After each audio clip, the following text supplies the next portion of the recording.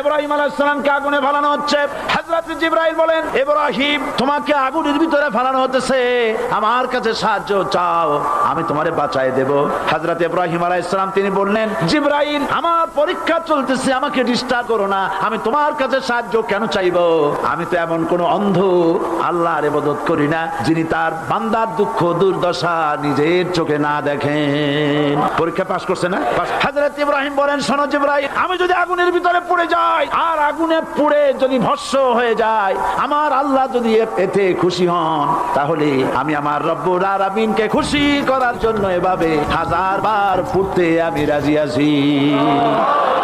ইব্রাহিম আলাইহিস সালাম আগুনের ভিতরে পড়ে গেলেন। আল্লাহ রাব্বুল আলামিন আগুনের প্রতি নোটিশ করে দিলেন, ইয়া নারু কুনি বারদাও ওয়া সালামান আলা ইব্রাহিম। আগুন আমার ইব্রাহিমের জন্য শান্তিদায়ক ঠান্ডা হয়ে যাও।